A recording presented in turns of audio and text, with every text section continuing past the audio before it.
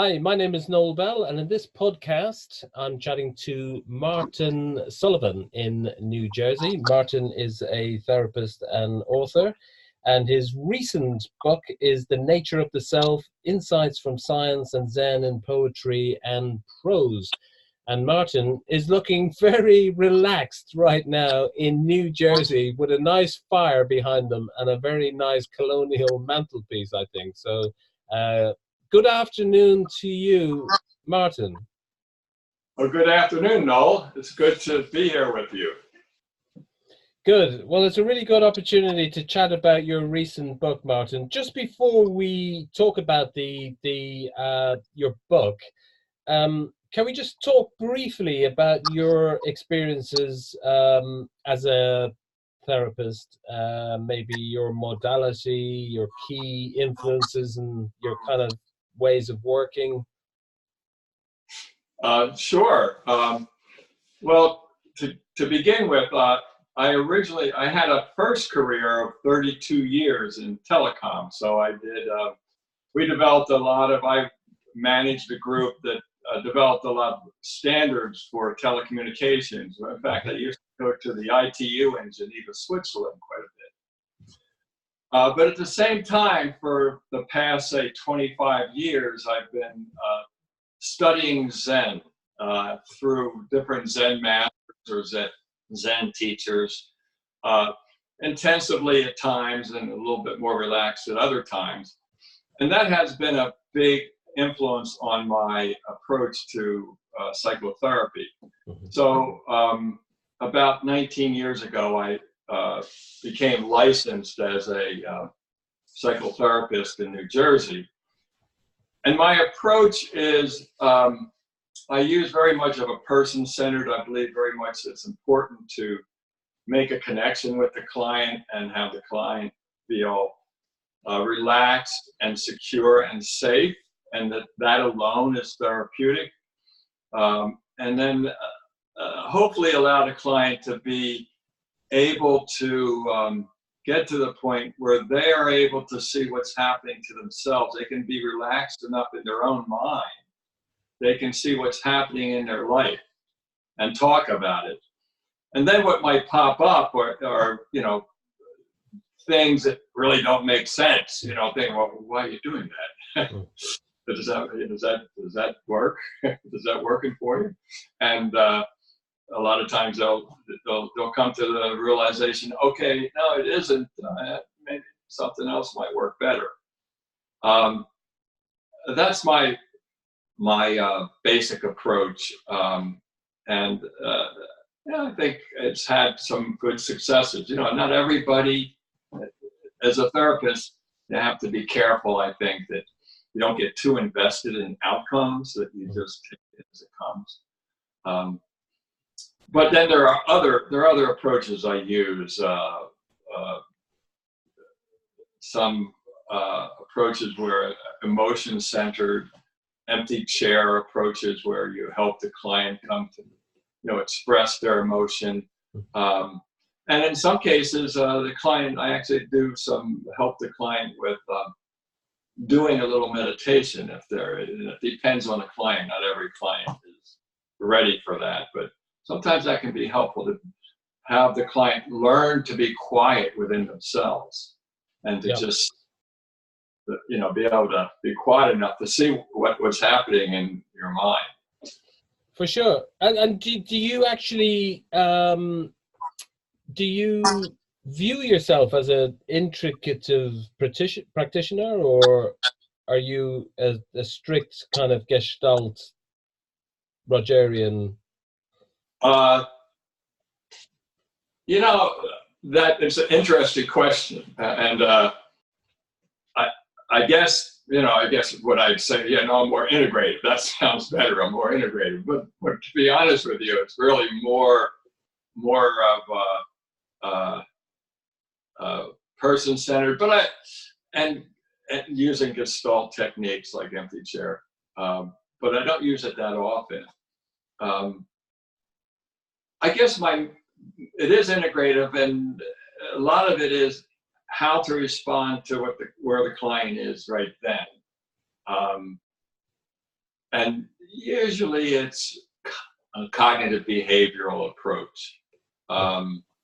For family therapy, when I have families, I like to use what's functional family therapy. It's it really what it does is you try to you try to show how the individuals within the family and try and help redirect them if you can, to being able to see what works in the family. Yeah. The functional part, rather than being focused on what doesn't work, what's wrong. Yeah. So that's my approach with family therapy. So the answer is, I really don't know. Yeah, no, sure, and it's such a huge sort of field that we can potentially draw upon. So just to sort of get on to talk about the self, Martin, I don't know about you, but I used to, have all sorts of ideas about what the self was. So, you hear so much in theories about, self capital S or self small s. And then in common parlance, people would be talking about, being sorry for yourself, or there's a part of me that's sorry for myself, another part of me that I'm more grateful. And then, like there's so much about self-esteem and self-worth, particularly in the self-help kind of broader sort of area. So, for anyone sort of watching who might be sort of thinking, yeah, what is self, and how would you define self? Okay. Actually, I wouldn't even define it. I wouldn't go and define it. There are different aspects of self, and you were kind of alluding to that. That we can create. We all have an idea of ourselves, and our idea actually changes in different environments too. And that's a pretty well-known phenomenon, that we see ourselves differently depending on the group or the people or the environment, etc. So it's a very flexible thing, and it comes from our mind. In fact, when there are problems, that people have mental health problems, the self can become anything. I mean, look at multiple personality. People that's coming from their brain. They actually believe that. They believe that's their self. But what I've tried to bring forward in my book is the idea that for positive mental health, the idea of having a sense of self-efficacy, an internal locus of control, meaning that your actions and your emotions that come from this body, that's exactly where they're coming from. They're not coming from outside. It doesn't pop in if someone cuts you off in traffic, for example. Oh yeah, you're mad as a damn person, But that anger didn't pop out of them into you. That anger came from you. And different people experience that differently. So some people, it'll be different. Their point of view will be a little different. Others will be so angry, and they know it's that person, that they'll go after them and try and cut them off or do something else kind of crazy. And by the way, in their mind, it's the other person's fault. So that kind of thing, where you have an external locus of control, that the control is really in that other person, and you got to change them. That generally is associated with poor mental health. So in a lot of studies, whether you look at self-efficacy or internal locus of control, which are very similar, it is very much correlated with positive mental health.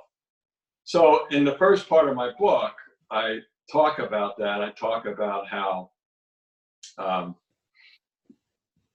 the transition to being okay with your parents and with yourself, or your parent, if you only had one parent, how that for the vast majority of us, it didn't have extremely abusive, I mean, I'm not talking about extreme abuse or neglect. I'm talking about, 90% of the people who had parents who are well-meaning, but they're flawed. Mm. And a lot of times, people, as they develop, will, especially as you become a teenager, and all of a sudden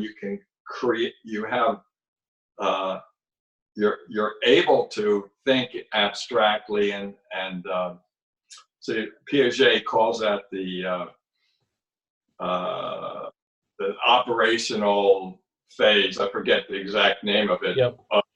of development, of cognitive development, and you're able to make judgments about yourself, about other people, but you're brand new at it, and it takes a while before you can come to a sense of equanimity within yourself, that okay, that my parents are flawed, but they and see them for who they are. And that's an important adult developmental milestone that not everybody gets through. Because that sort of makes me think of the Kleinian idea of the depressive position, that the child gets to the point where they realize mom might have other siblings or might have a job, and when you scream for food, that she might not be able to immediately satisfy your needs. That depressive position is actually a good position. Right, because you can put that in perspective. Yeah. And see it from that perspective. Right. And I'm not talking what age level you're talking about now, but well, I think Klein was 9 months, wasn't it, or 6 to 9 months? That's very early. Yeah. Oh yeah, and I'm talking more of an adult developmental milestone, so slightly different. Yeah. So, because there seems to be, like you've alluded to it already, that there's a seeming kind of paradox. One part of the book is to know there's a self.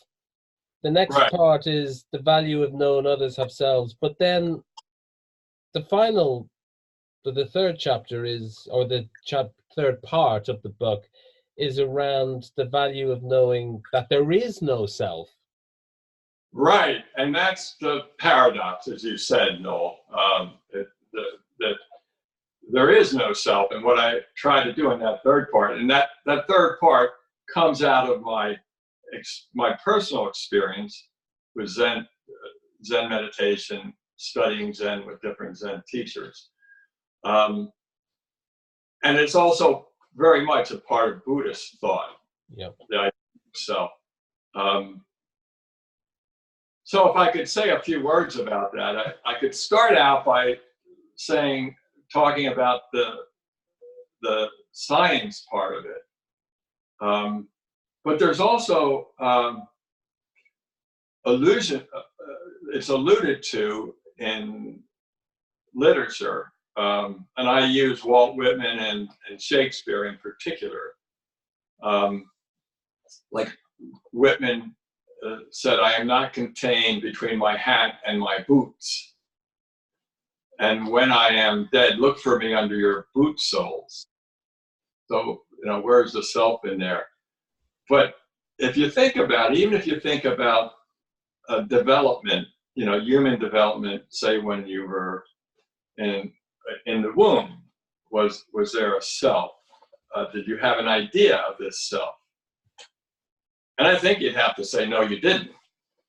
Or when you were an infant, did you have an idea of yourself? Anyone that's had any experience with infants will know that there's no indication. Like if you look at another animal, there's no indication that they have. And scientists actually have an approach to try and have some evidence of when this idea of a self, that this body is me, occurs. And if you look at it, there's a test called the mirror test. The mirror test, what they do is they put something on the forehead, or a ribbon or some foreign object, and then you look in a mirror, and you know that this is you, this form in the mirror that you see, you take it off. Well, you do that with a 9-month-old, and they don't take it off. You do it with a year-old baby, they'll see it and they'll know it's them. It's a unique thing, and it's only till about a year old that most humans will see that. And interestingly, they've done the same thing with animals. So they do it with a dog. Have you ever seen a dog see itself in the mirror? It barks. It has no clue. Yep. That form they see is them. They don't have the cognitive ability. So humans at 1-year-old can do it. If you take an adult ape or chimpanzee, adult gorilla, the great apes, they'll do it. Not the immature ones, but adult. They will know. They pass that mirror test. Supposedly dolphins see it too. They put a mirror in the water and the dolphins see themselves. They know it's them. They play around with their image. So it's a developmental thing. And so the question is, so what happened? Is there a real self that happened? Our brains developed, right?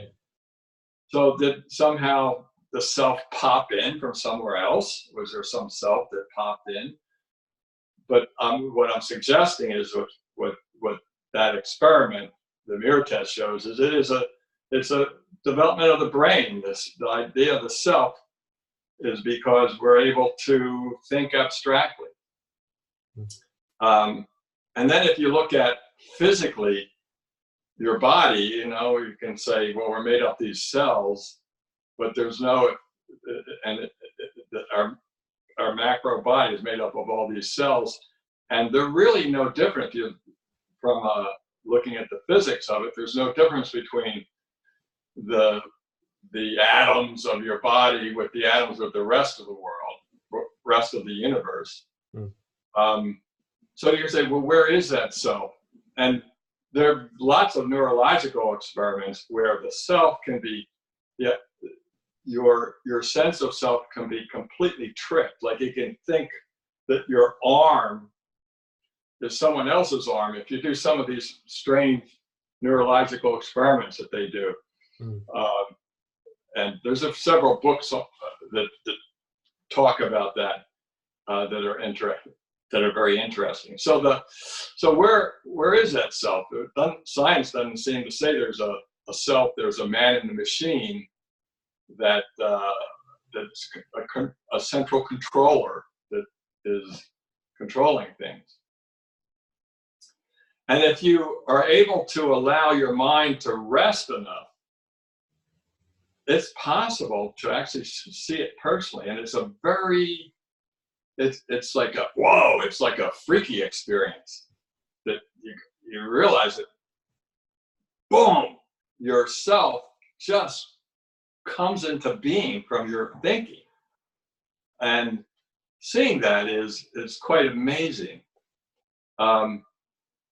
And then if you're able to relax with that, after a while, you can see that not only is it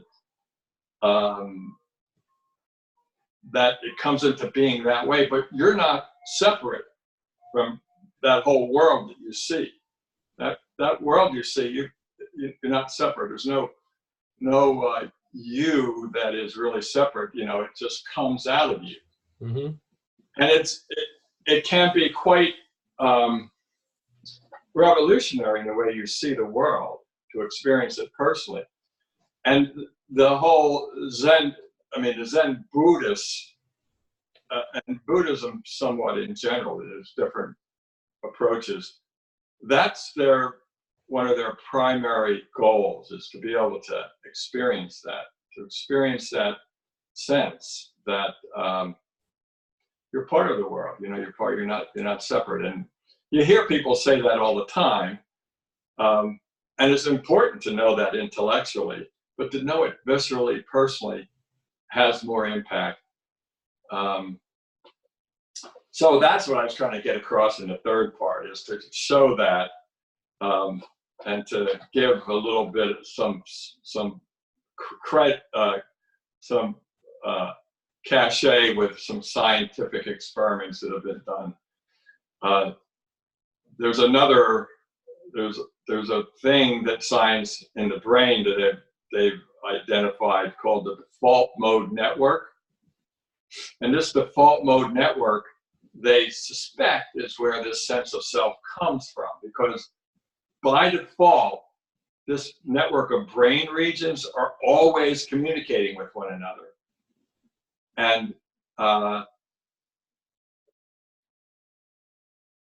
the only time that all that activity starts to settle down is either when you're very focused in a task, or you're in very deep meditation. And they've done brain scans of people and discovered this. So, maybe there's something to it. Yeah, it's really interesting, because the like, as you're speaking, I'm beginning, like, the present day current issues, I guess, if you take a helicopter view of what we're suffering with, is how to adapt to technology. That's certainly one aspect of a lot of present day problems, isn't it? Yes, because you're constantly being acted, right? Yeah. So I think a lot of the, behind a lot of the clients, the presenting issues that we probably see is an inability to deal with that inner self and be at peace with it. Rather, there's almost like too much need for the attachment to outside things. Would that be a fair generalization? Right, absolutely. And then, go ahead.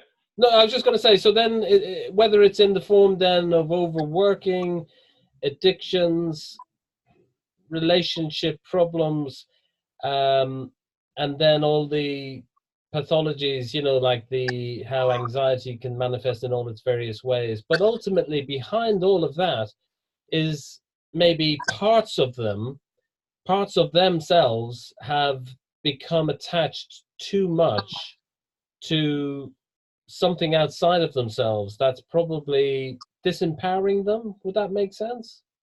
I would agree with that. I think, right, to be able to have a more relaxed awareness of what's happening, and instead of being always wanting to figure the next step out, to worry about what might happen, anxiety basically. And it's part, my view is that's how the mind works. That's how we evolved. If we weren't trying to figure all this out, we probably wouldn't be here. Just the way we evolved as humans through natural selection, our unique way we evolved. In fact, in one of the chapters, it called at Rainbow's End. And it's all about, we want to get to Rainbow's End, where everything is going to be all right. Try until you find. It's poetry. Yeah.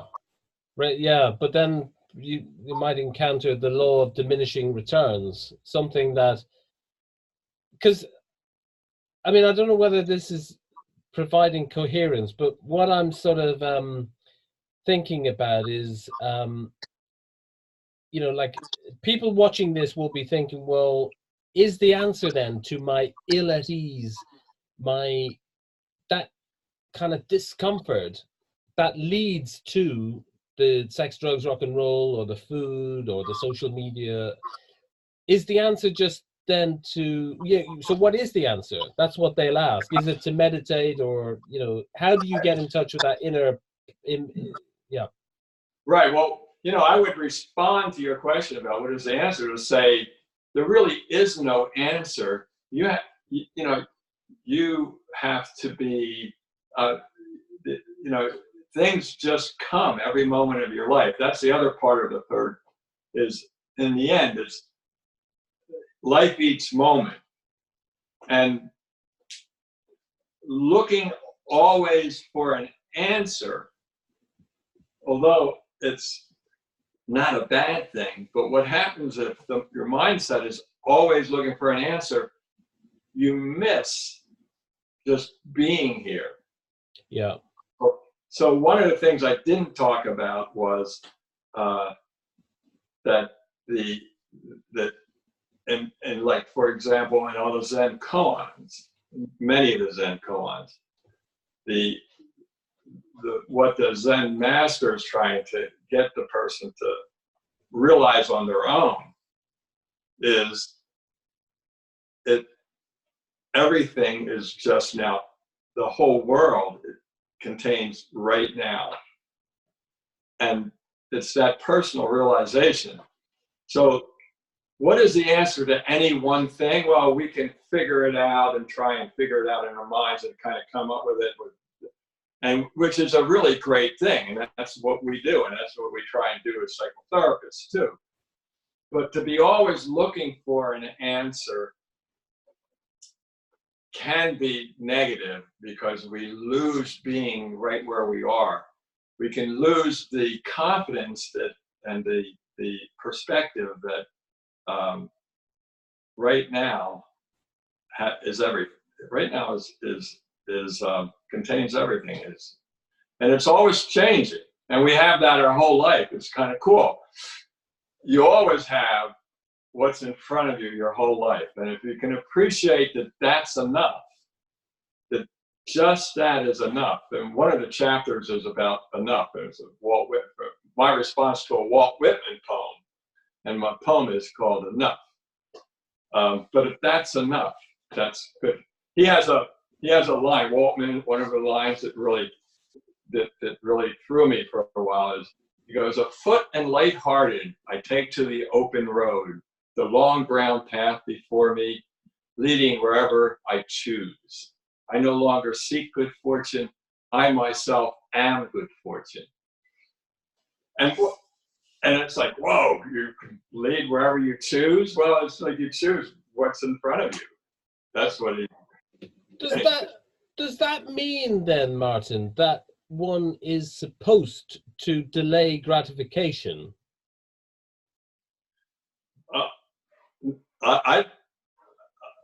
No, not necessarily. No, it doesn't mean anything other than what's true is everything. What's real is right now. We create the past, the future. We create the present too. It's all in our minds. So delaying gratification can be a very functional thing, and we can figure that out because we're smart people. And sometimes we don't, sometimes we do. But the answer isn't delaying gratification at all necessarily. I mean, that's another whole thing. Being able to relax, being able to have a relaxed awareness that where you are is very important. I mean, there really is no answer. There's lots of things we can do. There's so many cool things that therapists have come up with to help people. Like learning to delay gratification is an important thing. If you can figure out how you can help people do that, that's a great thing. But it isn't really the answer to what I'm talking about. I'm just simply saying that it is what I've experienced is it's just right here all the time right now, and tempted to show how science kind of has support for that idea. Okay, so, and for an American audience, I might sound like Bernie Sanders now, but if you look like him. if you know, like sometimes I think, you know, we're integrative practitioners in psychotherapy, and or maybe I'm speaking for myself, but that we can solve everything. But actually, sometimes when someone has a really bad sleep problem, or they really hate their job, or they live in a really nasty part of town and have had really bad experiences and traumatic experiences, you know, life is hard. So when behavioral stuff or chemicals or people offer the dopamine induced high, let's get out of the present, that becomes very tempting. And you know, a lot of people will just find the present miserable. Right. They will. They will find the present miserable.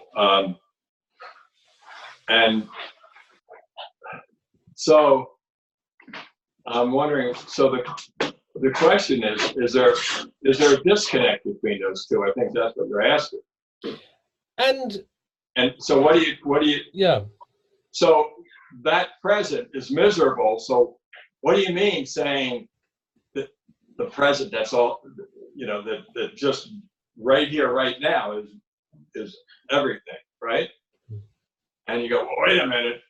A lot of times I'm in pain, or you know, I get really angry, Or someone has just died. Someone just dies, or you know, there's a lot of things that happen, and happens to all of us. Some suffer even more. So when cold, there's a Zen saying, when cold comes, kill it. I think it's something like that. Kill it.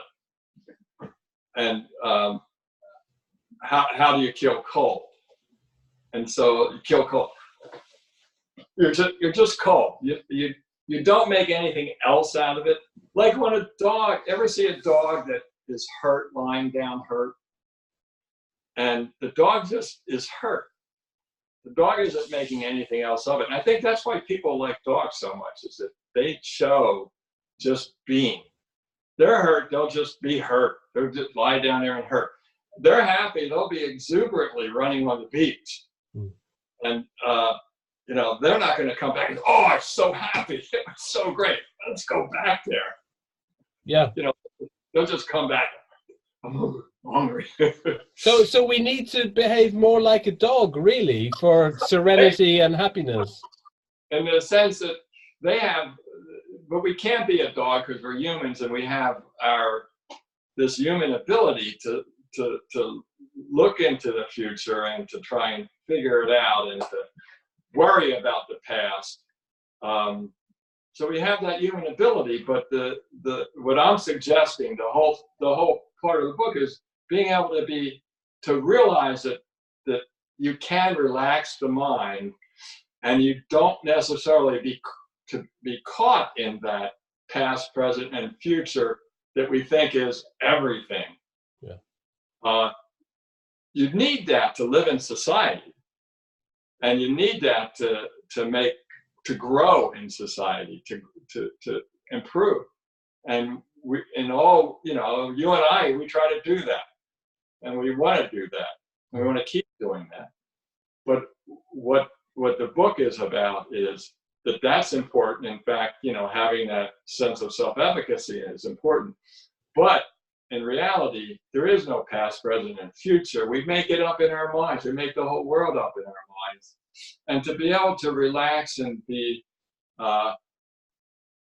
have a relaxed awareness, and like the mindfulness movement does that quite to a certain extent, where it's very goal-oriented though. So it kind of is. It kind of fights against itself because it's so goal-oriented. But a big part of the mindfulness movement is have that relaxed awareness of what's happening. You know, what are the patterns you see? and it's okay. And see those, and then make, you may want to make some changes. Yeah. So the book, Martin, is the third part where you see the value of knowing that there is no self, that seeming paradox. Is that the sort of manifestation of your emergence into your authentic self? Has that been a process? Yeah, I wouldn't call it necessarily, you would call it your authentic self. It's just, it is a process that I went through with my Zen training, where I basically, the realization of that everything, this self, this idea of authentic self or not authentic self, it all comes from the mind. And nothing wrong with that. That's what we do as humans. But there's really nothing there. What is real is right now what's in front of you. Right now, you and I are talking. That's what's real, and we'll go on from here with other stuff. The moment will continue in our whole life. Yes, and that's yeah. But yeah, and the simplicity of that is can be. At least I can lose the simplicity of that, because already, instead of enjoying the moment, I can be sort of, caught up in what happened earlier when I was cut up on the road, or what I'm going to eat later, or where I'm going to put this podcast, and I can sort of lose the moment. Yeah, and you really can't lose the moment. The moment's always there, and it doesn't need anything for you to do. You can't lose it. It's impossible to lose it. It's always there until you're dead. If you can't, then you don't experience it. But it's always there. And for example, you may be thinking about what you're going to eat, or what when you got so angry at the guy at on the traffic or whatever. Right now, what's happening is, your neurons are firing in your brain, and you have this whole thing that we can do as humans. Yes. That's what's happening right now. Nothing special. Like I say in the book, like right now we're seeing one another, and there are neurons firing in the visual cortex in the back of our head. That's partly what helps us see. But we're not aware of that. But that's what's happening, and it's always moving. The now is constant. It's always with us. And it's constant, yet it's timeless, because it's always there. Yes. And that's the idea. And there's nothing you can do about it. You're there. You're human.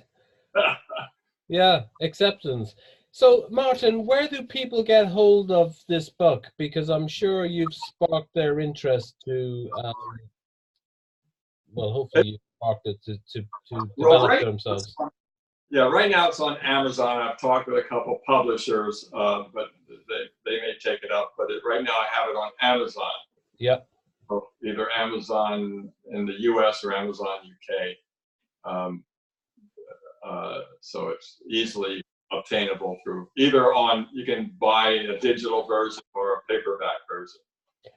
A book for every household, is it? I wouldn't say that, because a lot of people, that's just not their thing. So to be honest with you, no, it isn't. But a book for a lot of people who may be interested in this approach, the realizations that come through. And there's also psychotherapy in there in the first part. And there's some poetry that's not bad either. Yes, just finally, Martin, one of the things you said, why only 10% of Americans are interested in poetry. Is that 10% are interested, or 10% that are actively reading poetry? I think that the data that I saw when I wrote that was that 10%, would say, oh, they like poetry. In other words, if you said, do you like poetry? Yeah, I like poetry. Not necessarily actively reading it, but they like. The rest of the people don't really care about poetry. And that's how I took the data that I saw. Yeah. I didn't read all the questions that they asked. But no, there's not a lot of people in the U.S. that are really into poetry. I think a lot of younger people, and I've seen this online, a lot of younger people who are having difficulties emotionally, poetry really helps them. Being able to write their own poetry For sure. and then share it online is therapeutic for a lot of people. Yeah. But in general, now the U.S. doesn't like, people in the U.S. are not into poetry. This is my experience anyway, and the data that I saw on this book here. Yeah. Oh, well, it was really good chatting to you. We'll say goodbye now and just stay on the line. We'll continue chatting, but we're going to stop the recording now. So, Martin Sullivan, thank you very much for talking about your new book. It's been a pleasure. I enjoyed chatting and made the book sell very well. Well, thank you, Noel, and thank you for inviting me on your podcast. Thank you very much.